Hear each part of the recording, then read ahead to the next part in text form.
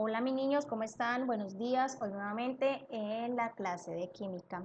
Hoy vamos a tener un tema muy bonito que se llama nomenclatura química. ¿Por qué la nomenclatura química es tan importante? Bueno, principalmente es importante porque nos va a indicar las reglas. Estas reglas nos van a permitir dar el nombre de los diferentes compuestos químicos. Y así es más importante identificar, clasificar y organizar estos compuestos químicos desde su importancia hasta su utilización. Recordemos que los compuestos químicos se van a formar a través de la unión de elementos químicos,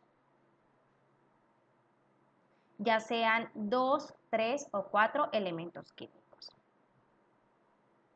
También recordemos que los compuestos químicos se van a clasificar, entonces vamos a tener una primera clasificación que se llaman binarios y son aquellos que se van a formar a través de dos elementos químicos como en el caso del agua o el dióxido de carbono o el monóxido de carbono. También vamos a tener aquellos que se llaman terciarios, como su nombre lo indican, se forman a través de tres elementos químicos y un ejemplo puede ser el permanganato de potasio, que tenemos el potasio, el manganeso y el oxígeno. Y tenemos los cuaternarios,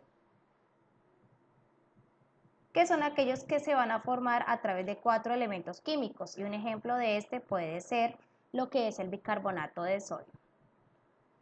¿Sí? Tenemos oxígeno, tenemos sodio, tenemos hidrógeno y tenemos carbono.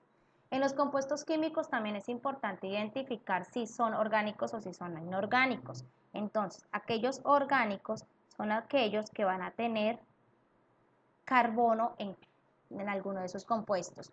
Y aquellos inorgánicos son aquellos que no tienen carbono en sus compuestos. Entonces, volvemos a la parte de la nomenclatura química. Ya habíamos hablado que eran unas especies de reglas. Estas reglas nos van a determinar a nosotros cómo escribir un compuesto químico y cómo determinar su nomenclatura tradicional, sistemática y stop. Normalmente la nomenclatura química se va a dividir en tres, estas las que tenemos acá en la pantalla. La tradicional es aquella que se va a utilizar prefijos de acuerdo a su número de valencia. Entonces, si termina en ico, entonces es porque su número de valencia, el utilizado, es el mayor. Y si termina en oso es porque el número de valencia utilizado es el menor. Entonces vamos a tener acá un ejemplo que es el dióxido de carbono. El dióxido de carbono, como lo vamos a visualizar en la siguiente imagen, esta es la tabla de números de oxidación. Vamos a tener el carbono acá. Estos son los números de valencia con los que va a trabajar el carbono. Entonces va a trabajar con más 2, más o menos 4. Nos regresamos y sabemos que el carbono trabaja con más o menos 2 y 4 y el oxígeno va a trabajar con 1 y con menos 2. El número 1 se trabaja simplemente para peróxidos, es decir, en casos muy excepcionales.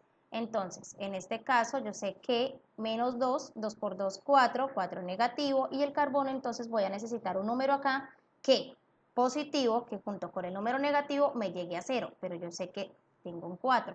Entonces, más 4 menos 4, este número me da 0. Utilicé el número mayor, que fue el 4. Por lo tanto, su terminación va a ser ico y esto es un óxido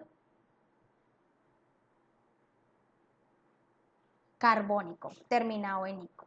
En la parte de la sistemática vamos a encontrar que se van a utilizar los prefijos numéricos griegos y estos van a determinar lo que es los números del 1 al 10. Entonces vamos a tener el mono, el di, el tri, tetra, penta, hexa,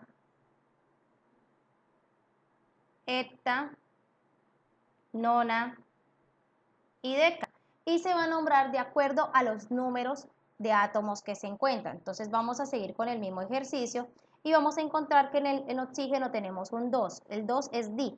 Entonces, di, el oxígeno en la parte de química, en compuestos químicos, se llama óxidos. Entonces, dióxido de carbono no tiene ningún número, significa que es un número 1, que es un número imaginario, por lo tanto sería mono de monocarbono.